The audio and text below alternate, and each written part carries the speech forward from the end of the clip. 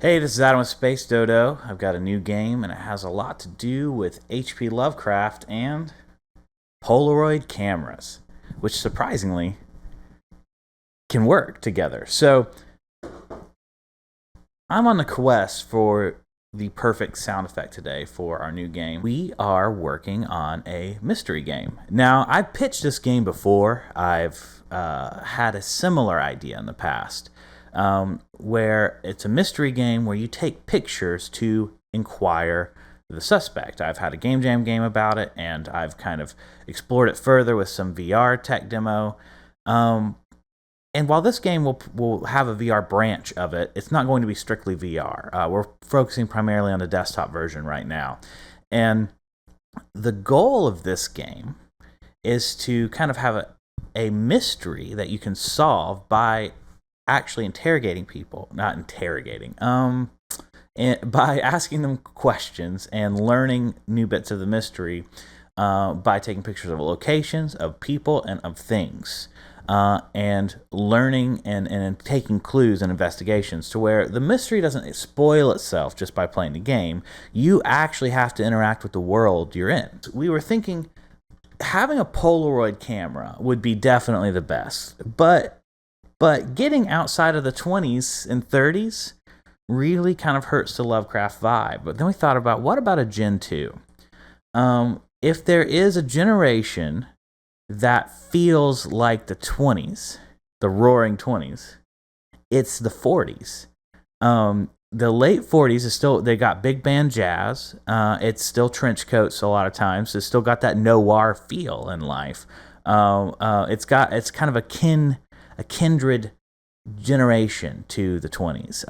Now, very different in a lot of ways. But as H.P. Lovecraft takes place in the 20s and 30s, we thought it would be cool to have something that takes place in a world kind of post-Lovecraft, right? Not really pretending that his stories have resolved, but pretending that there is some world and place in those stories that is set in if you're familiar with a lot of Lovecraft, set in Arkham and set in Miskatonic University, kind of have some of those characters and places still show up, because thankfully it's public domain. But also have those characters and places aged a little. 47 or 49 or something like that, the first Polaroid camera comes out. Now this is not that version, but it does look pretty similar to this when you look it up. I'll flash a picture. And this is a later version, but it's this kind of idea of this heavy Polaroid camera. We wanted it to be Polaroid-esque, but we didn't want to be limited to Polaroid. We didn't want to just pretend this is a 1949 Polaroid, because one, this is a fantasy story, and I am a fan of first making it work and then making it pretty. As you can see by some of my test footage, it looks pretty ugly at first as I'm making it work.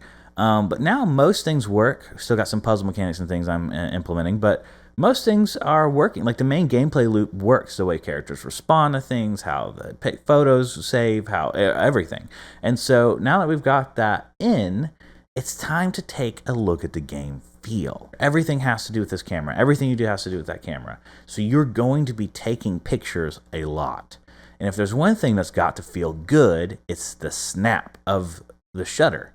We know the mechanics work coding-wise.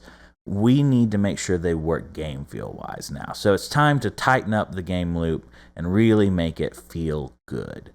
That's the sound that came with our project. It's a good sound. It just doesn't, it's something that came with the plugin. It's not meant for our game.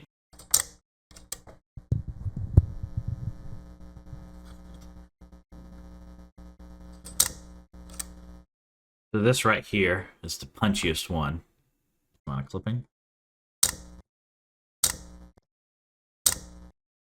Camera sound, and this is it reversed right after it.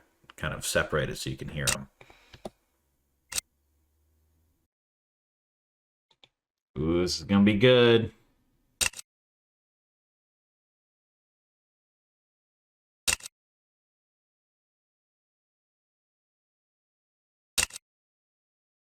There we go. That's so much. That's so much better. So we got clocks, we got cameras, we got Lovecraft. I think there's just a lot of fun here as we're cooking this game.